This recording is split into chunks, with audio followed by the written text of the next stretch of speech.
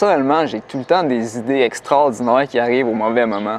Par exemple, quand je dors, je suis surexcité sur des projets complètement fous de vie. Et quand j'arrive pour les faire, j'ai plus la motivation, c'est plus pareil. Je devrais peut-être prendre de la médication. On dirait que mon cerveau est comme un petit garçon qui refuse de coopérer dès qu'il y a quelque chose de l'air de notre travail. Mais c'est qui, lui, à vouloir nous donner des conseils alors qu'il a exactement les mêmes problèmes que nous? C'est mieux de se faire donner des conseils par quelqu'un qui est un peu dans la même situation que nous, qui a passé par les mêmes problèmes, qui passe par les mêmes problèmes, plutôt que quelqu'un qui arrive à agir sans le moindre problème. Depuis que j'ai commencé à m'intéresser au développement personnel, j'ai appris que pour devenir bon dans un domaine, pour atteindre l'excellence, il fallait le pratiquer quotidiennement. Pour exemple, la théorie des 10 000 heures de Malcolm Gladwell. Mais il y a aussi une autre théorie vraiment intéressante qui est celle de la théorie du flow. L'état de flow, c'est cet état-là qui t'arrive quand tu es parfaitement concentré sur ton objectif, ton défi, puis que tu vois pas le temps passer, puis que tu deviens hyper performant. L'auteur de cette théorie, M. Csikszentmihalyi,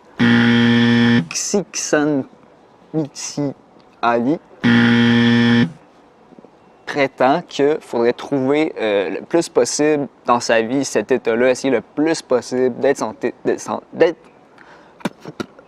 dans cet état-là pour être heureux.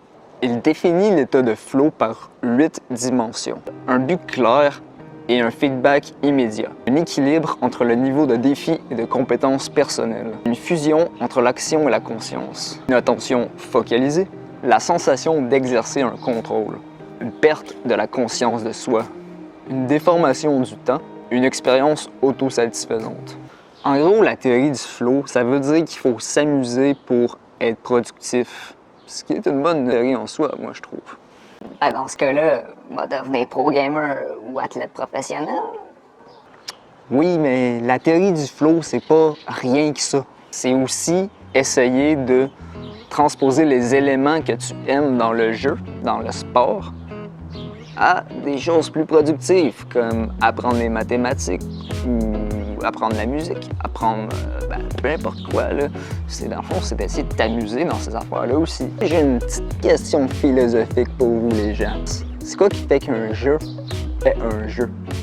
Comment transformer quelque chose qui, à la base, pas un jeu, en un jeu? Ben, trop de questions, pas le moins, ça. Bon, on va commencer par donner quelques petites caractéristiques au jeu. Le jeu, on le fait de notre plein gré. Ça nous permet de sortir de l'ennui. Ça prend un bon ratio entre gagner et perdre. T'sais, si on gagne tout le temps, le jeu est plate, et si on perd tout le temps, il est plate. Et le feedback doit être assez rapide, parce qu'un jeu, que tu sais si t'as gagné ou perdu après 1000 heures, c'est un peu plate. Hein? Remarquez ici qu'un jeu peut ne plus devenir un jeu s'il est trop difficile. Donc, le concept de jeu, déjà là, est assez flou. Tandis que si tu travailles, par exemple, au restaurant, puis que le niveau de difficulté est juste assez élevé, tu peux éprouver un certain plaisir à servir tous les clients avec un magnifique sourire.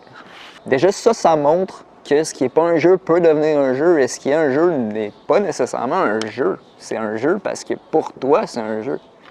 Donc, ça fait travailler, ça fait travailler dans la tête, là, ça.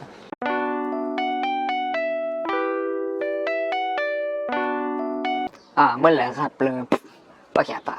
C'est pas bon. Man, je suis sûr que t'as pas écouté le bon style de rap. Moi, là, j'aime tous les genres musicaux.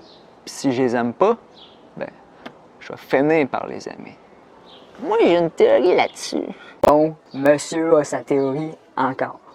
Ouais, je pense que quand on aime la musique, on est dans l'état de flow. Quel génie. Si on regarde le tableau de l'état de flow, on peut décortiquer une petite théorie de ça, moi, je pense. Peut-être qu'on n'aime pas de musique parce que le niveau de difficulté de comprendre cette musique est trop élevé parce qu'on n'est pas habitué d'écouter dans ce style-là. Ça expliquerait pourquoi à radio, ils jouent tout le temps les mêmes chansons. On est habitué de les écouter, pas de misère à comprendre. Sinon, on peut aussi pas aimer une musique parce que le niveau de complexité n'est pas assez élevé pour nous. Par exemple, si moi, je suis un grand amateur de musique jazz, qui est de la musique très complexe, si tu me donnes du pop, peut-être que pour moi, c'est un petit peu bébé, là, du pop. Là. C'est pour ça qu'on s'écœure d'écouter tout le temps les mêmes chansons. Moi, j'aime juste du trash metal, là. Le reste, là. Non. Ben, ce que tu pourrais faire sans aller dans les extrêmes, là, c'est que, mettons que tu écoutes juste du rock, ben, va dans ce qui tourne autour. Va écouter, je sais pas moi, du rap rock ou du punk rock, du ska, etc. Là. Il y a pas mal de genres qui tournent autour puis qui graduellement élargit tes horizons musicaux.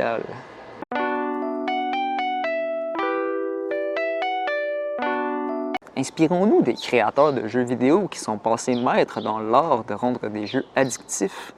Ils savent que la difficulté ne doit être ni trop dure, ni trop facile et qu'il doit suivre la progression du joueur. Ils savent aussi qu'il doit donner un feedback très rapidement au joueur afin de le rendre plus accro au jeu.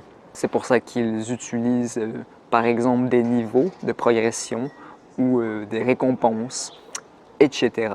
C'est un concept aussi appliqué à l'école où on va te donner des résultats à tes examens. Ouais, c'est bien beau, là, ça, mais si dans la vraie vie, moi, je veux faire des vidéos, comment je fais? Ben, tu pourrais, par exemple, utiliser tes proches, partager tes vidéos à tes proches pour avoir un feedback le plus rapidement possible. Ça peut être une petite idée, ça. Si tu joues un instrument de musique, ben, une bonne stratégie, c'est te donner régulièrement des petits défis, comme ben, jouer une chanson ou apprendre une nouvelle technique. Des petites affaires, là. Des petites affaires. Des petites affaires.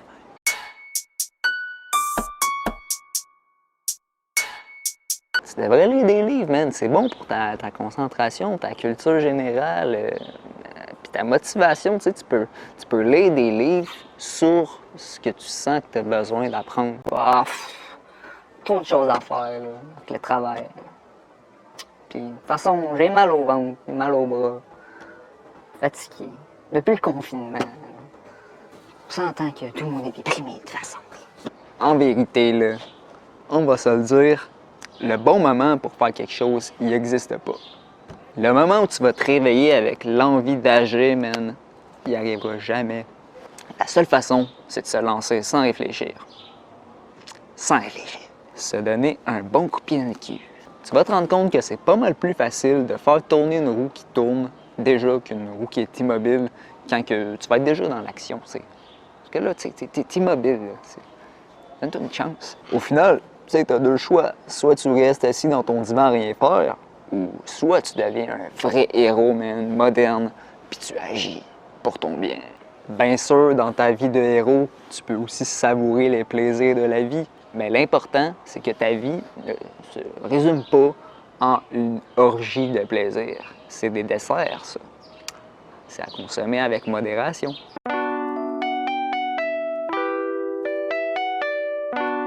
Depuis que j'ai pris conscience de l'importance d'agir au quotidien, j'ai cessé de me distraire de mes problèmes et mes ruminations sont devenues obsessives. Cela me rend dépressif et me donne envie de cesser d'essayer d'avancer vers ma mission.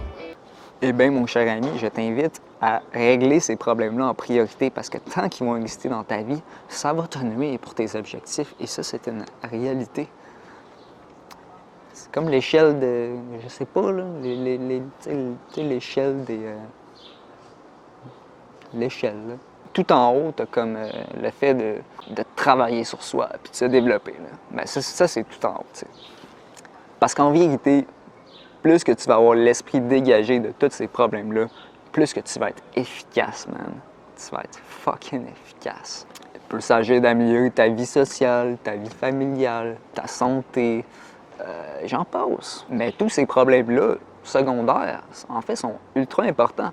Ils font partie de ton objectif. C'est comme un ensemble. Tu peux considérer ça comme un ensemble. En réalité, ça rejoint la théorie du flow qui veut que plus tu es heureux, en fait, dans ce que tu fais, plus tu es productif. Tu dois être heureux en étant productif. Tu ne dois pas être malheureux, sinon ça ne marchera pas. Mais tu ne dois pas non plus rien faire dans ton divan parce que ben ça ne marchera pas non plus. T'sais. Bon. Donc, ben, ça résume un peu ce que je voulais vous dire au sujet de comment agir.